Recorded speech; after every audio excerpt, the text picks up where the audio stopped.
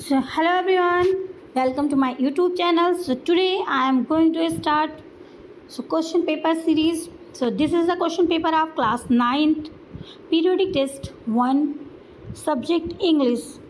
So अभी से start करने का मतलब ये है कि आपका अभी तो आपकी छुट्टियां हो गई होंगी, मीन्स समर वेकेशन पड़ गया होगा एंड जब स्कूल ओपन होगा जून में, सो जुलाई में ही आपका PT2 एग्ज़ाम हो जाएगा. सो आप गर्मियों की छुट्टियों में थोड़ा बहुत ताकि प्रैक्टिस कर सकें. सो फर्स्ट क्वेश्चन पे चलते हैं without wasting time. So first question is as usual read the passage and complete the sentence given below the passage by choosing the most appropriate option from the. जैसा कि आप लोगों को पता है कि सबसे पहला क्वेश्चन क्या होता है, रीडिंग कॉम्प्रीहेंशन का होता है. सो हमें इसको ज़रूरी नहीं है कि यही कॉम्प्रीहेंशन पेपर में आ जाए या कोई ऐसा, बट हमें प्रैक्टिस इसलिए करनी होती है कि ताकि हमें उसका कॉन्सेप्ट समझ में आ जाए. सो जितना ज़्यादा आप प्रैक्टिस करोगे, क्योंकि दो पैसेज तो हर मीन्स एग्ज़ाम में पूछा ही जाता है, 20 मार्क्स 15 मार्क्स.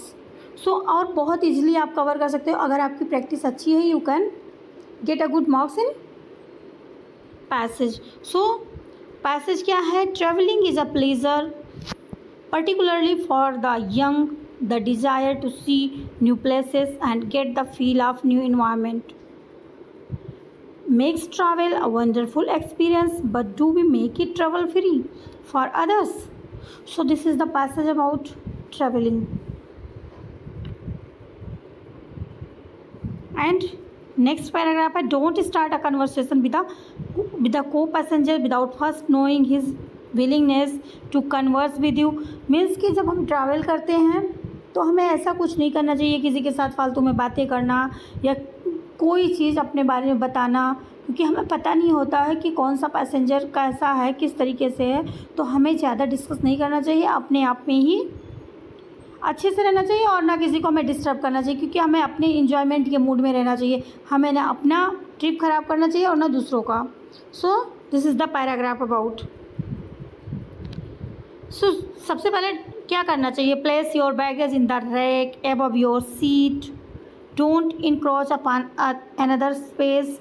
मीन्स सारी इसमें एटिकेट बताए गए, मैनर्स बताए गए कि कैसे आप ट्रैवल करने जा रहे हो. सो चाहे आप बस से ट्रैवल कर रहे हो, ट्रेन से ट्रैवल कर रहे हो, फ्लाइट से ट्रैवल कर रहे हो, अपनी सीट पर बैठो, अपने उस पर सामान रखो, दैट्स इट. सो आप लोग अच्छे से पढ़ लेना इसको. Now move to the question. First question is how does travelling give us happiness. हमें ट्रैवलिंग जो है हैप्पीनेस, खुशियाँ कैसे देता है? तो जब आप टहलने जाते हो, घूमने जाते हो, नई चीज़ें हम देखते हैं, ऑब्वियस हमें खुशी मिलती है. Travelling gives us happiness by allowing us to see new places and experience a new environment. हम न्यू एनवायरनमेंट को एक्सपीरियंस करते हैं. नेक्स्ट क्वेश्चन है why should be not bother our fellow passengers. हमें अपने दूसरे मीन्स जो हमारे साथ में यात्रा कर रहे हैं, को पैसेंजर्स हैं, हमें क्यों नहीं उनको परेशान करना चाहिए? क्यों? Because they might prefer to read or sleep and may not be interested in talking. मतलब उनको कुछ और करना हो, वो आपसे बात करने में इंटरेस्टेड ना हो. So don't talk anyone. Next question is what do you understand with being eco friendly in the passage. So eco friendly का मतलब क्या हुआ? Being eco friendly means not littering and preserving the environment for other visitors. Means हमें किसी के लिए eco friendly का मतलब क्या हो गया? हमें सबके साथ अच्छे मीन्स गंदा नहीं करना चाहिए, कचरा नहीं करना चाहिए. सो कुछ ऐसी चीज़ें नहीं करनी चाहिए जो कि गलत हो. How can one be considerate towards the hosts by. तो इसका आंसर हो जाएगा by informing them in advance. जैसे हम किसी के यहाँ पे जा रहे हैं तो हमें उसके लिए कैसे सोचना चाहिए कि हम किसी के यहाँ पे जा रहे हैं तो हमें पहले से इन्फॉर्म करके रखना चाहिए और अपना सारी चीज़ें अपनी व्यवस्था करके ले जानी चाहिए. जैसे आप जो चीज़ें यूज करते हो, ज़रूरी नहीं सामने वाले के पास वही चीज़ें हो जो आप यूज कर रहे हो. तो अपनी चीज़ें, सारी चीज़ें आप अपने तरीके से मैनेज करके ले जाओ ताकि दूसरों को भी परेशानी ना हो. नेक्स्ट है the antonym for sparingly is. इसका एंटोनिम क्या होगा? सो लिबरली. लिबरली मतलब आज़ाद. मीन्स फ्री, लिबरेट, और स्प्रेंगली मीन्स जो कि कंजर्वेटिव हो, not free, so that is. Next है, next passage is read the passage and complete the sentence given below the passage by choosing the most appropriate option from those given. अब इसमें से दूसरा passage है, इसमें से भी आपको सेम करना है।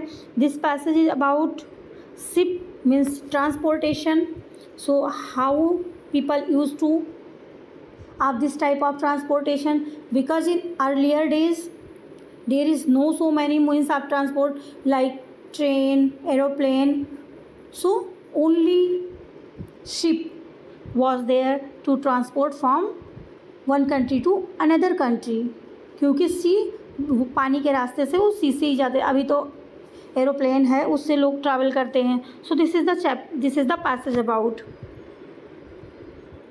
the ship is man's oldest and most important means of transportation. Today, thousands of ships cross ocean, sail along sea coast and play inland waterways. Trade among countries depends heavily on ships. अब आजकल क्या होता है, सामान भेजने के लिए ship का यूज़ किया जाता है, क्योंकि वो सबसे ज़्यादा मीन्स चीपेस्ट हो जाता है। चीपेस्ट मीन्स ऑफ ट्रांसपोर्ट है, सस्ता है। सो लोग अगर एक कंट्री से दूसरे कंट्री को एक्सपोर्ट करते हैं, कुछ सामान भेजते हैं तो शिप के उससे जाता है, या जिसको भी इस तरीके से। तो यही बताया गया कि कब कैसे होता था, डेट बताई गई सारी। By about 4000 BC the Egyptians had learn to build galleys. Galleys were long boats powered by row of paddles. By about 3200 BC, the Egyptian had invented sails and therefore they were able to use the power of wind to propel their boats. Means फिर वो Egyptian क्या boat बनाने लगे, फिर कैसे हवा का use करना है, इस तरीके से वो लोग इसके वो हो गए। So move to the question. So second paragraph के फर्स्ट क्वेश्चन पे चलते हैं। So why is the ship the most important means of transport. Means ship सबसे ज़्यादा मीन्स यूज किया जाने वाला ट्रांसपोर्ट क्यों था, मोस्ट इम्पॉर्टेंट क्यों था? Because ship are essential for international trade and can carry both goods and passenger. मतलब सामान भी ले जा सकता था, पैसेंजर्स को भी ले जा सकता था, इस तरीके से वो इम्पॉर्टेंट था। What was the origin of the man's first ship. So कहाँ से ओरिजिन इसकी हुई?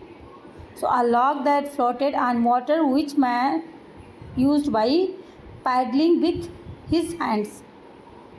सो इसमें क्या हुआ, एक लकड़ी का वो तैर रहा था, लकड़ी तैरती है और उसमें लोग हाथों से पानी को पीछे कर करके जा रहे थे, बस उसके थ्रू ये इसका इन्वेंशन हो गया। नेक्स्ट क्वेश्चन है व्हाट वर द गैलीज। गैलीज क्या हैं? सो गैलीज हैं long boats powered bye rose of paddles used by ancient Egyptian. जब स्टार्टिंग, अभी तो क्या हो गया, इंजन से चलने लगा, पहले क्या था, इंजन तो था नहीं, तो लोग पैडल चला के, लॉन्ग बोट ऐसी बनाई जाती जिससे पैडल चला के लोग उसको ले जाते थे। नेक्स्ट है what is the future of the ship. Ship का फ्यूचर क्या है? Future ship will be more efficient and cost effective, इस तरीके से। नेक्स्ट है, अब आपको एंटोनिम बताना है एफिशिएंट का। एफिशिएंट का क्या हो जाएगा? Inefficient. Now move to the next question. Next question पे चलते हैं। Taking help from the information given below and inventing your own ideas, write article Swachh Bharat Abhiyan और clean India campaign in 100 to 120 words. Means 100 words में आपको एक article लिखना है स्वच्छ भारत अभियान पे। सो ज़रूरी नहीं है कि यही आर्टिकल भी आ जाए, सो आपको लिखने की एक हैबिट डालनी है and which type of words used and कहाँ से स्टार्ट करना है। सो ये आपको हिंट भी दिया हुआ है, आपको ये सारे वर्ड्स को यूज करके कि कब स्टार्ट हुआ, कैसे स्टार्ट हुआ, सो इस तरीके से आपको यूज करके और एक आर्टिकल लिख देना है कि स्वच्छ भारत अभियान was launched by the prime minister on 2 October 2014 on 15 अगस्त है, बट इसमें तो हर अनाउंस किया गया था 15 अगस्त को, बट लॉन्च कब किया गया था? 2 अक्टूबर को। सो आप इस तरीके से लिख सकते हो। Now move to the next question. Next question है taking help from the input given below, write a story in about 120 words. So you have to write a story. Story किस पे लिखनी है? यहाँ पे आपको देखो कुछ आउटलाइन दिए हुए हैं, सो इसको यूज करके gave ripe mangoes to crocodile, took some for wife, she was wicked. So this is the story of a monkey and a crocodile. A monkey used to live on the tree on the bank of the river. So and crocodile कहाँ पे रहता था? पानी में, नदी में. So बंदर क्या करता था? बंदर अपना फल खाता था और उसको क्रोकोडाइल को भी देता था. तो क्रोकोडाइल को बहुत अच्छा लगा और वो अपनी वाइफ के लिए लेकर गया. सो इस तरीके से ये स्टोरी पूरी की पूरी है. Now move to the next question. Next question है हमारा ग्रामर का स्टार्ट हो जाता है. Grammar is very crucial part of English. So अच्छे से कर लेना है इसको और इस तरीके से ये पूरा का पूरा पेपर आपका हो जाए, क्योंकि ग्रामर में आपसे बहुत सारे क्वेश्चन पूछे जाते हैं. सो फर्स्ट क्वेश्चन है फादर वांटेड डैश से something but the bus had started moving. तो इसमें टू, सो, टू, फॉर ये दिया हुआ है. देख लो ऑप्शन में यहाँ पे ये दिया हुआ है. सो पहला क्या हो जाएगा ऑप्शन? फादर वांटेड टू से, इसमें टू हो जाएगा. Father wanted to say something that the bus had started moving, कि तभी बस चलना शुरू हो गई. नेक्स्ट है आई सा. बी में क्या हो जाएगा? आई सा. अब यहाँ पे देखो मैंने देखा my father receding into the distance. So next है I saw dash the road we had come by looked like a giant motionless rope. So इसमें क्या हो जाएगा? सी में क्या हो जाएगा? सी में हो जाएगा दैट. I saw that the road we had come by. And last में डी में क्या हो जाएगा? I would use. बी से हो जाएगा वुड. इस तरीके से हो जाएगा. Now move to the next question. अब यहाँ पे आप देखोगे करेक्शन है, कुछ आपको इसमें कुछ रॉन्ग वर्ड्स दिए हुए हैं. So you have to make it correct and right. So पहला क्वेश्चन क्या है? Chocolate can make peoples happy. So यहाँ पे गलती क्या थी? गलत क्या था? पीपल होना चाहिए. Chocolate can make people happy because people क्या है? एक कलेक्टिव नाउन है. सो ये पीपल्स होता ही नहीं है, पीपल ही होता है इसका. अब नेक्स्ट है chocolate are also considered berry. अब यहाँ पे आप देखोगे चॉकलेट आर दिया हुआ है, जबकि चॉकलेट यहाँ पे सिंगुलर है तो यहाँ पे आर हो ही नहीं सकता. सो इज़ होना चाहिए यहाँ पे. Chocolate is also considered very good. अब इन हेल्थ है यहाँ पे. सो इन हेल्थ नहीं होगा, वेरी गुड फॉर हेल्थ हमें रीडिंग में ही समझ में आ जाएगा. Good for health, this is good for health. So इस तरीके से good in health 1 bar of chocolate. और यहाँ पे जो ऑफ है, ये वाला ऑफ हमें क्या होता है? अलग करने के लिए यूज करते हैं. और ये वाला का की के लिए यूज करता है. बार ऑफ चॉकलेट, चॉकलेट का बार. फिर क्या है नेक्स्ट में क्या हो जाएगा? Have more protein than 1 banana. 1 bar of chocolate. So यहाँ पे क्या हो जाएगा? Have more protein than 1 banana. तो इसमें तो है भी है, सही है, कोई दिक्कत नहीं है इसमें. अब यहाँ पे हो जाएगा डी में, या क्या यहाँ पे हो जाएगा हैड को. अब यहाँ पे देखो हैव का यूज हुआ है तो हमें यहाँ पे भी हैव का यूज करना, हम पास्ट का यूज नहीं करेंगे. So you might have heard people saying that chocolates spoils the teeth. अब यहाँ पे लास्ट लाइन में देखो चॉकलेट्स दिया हुआ है और साथ में स्पॉइल्स भी दिया हुआ है. तो यहाँ पे यही गलती हो गई. यहाँ तो या तो यहाँ पे चॉकलेट हो जाना चाहिए या तो यहाँ पे स्पॉइल. तो यहाँ पे हो जाएगा चॉकलेट्स स्पॉइल द टीथ, हमें स्पॉइल से इसको हटा देना है। सो करेक्ट सेंटेंस आपका बन जाएगा। Look at the word and phrases below, rearrange them to form meaningful sentence. अब कुछ फ्रेजेस दिए हुए हैं, अब हमें उनको मीनिंगफुल वर्ड्स बना देना है।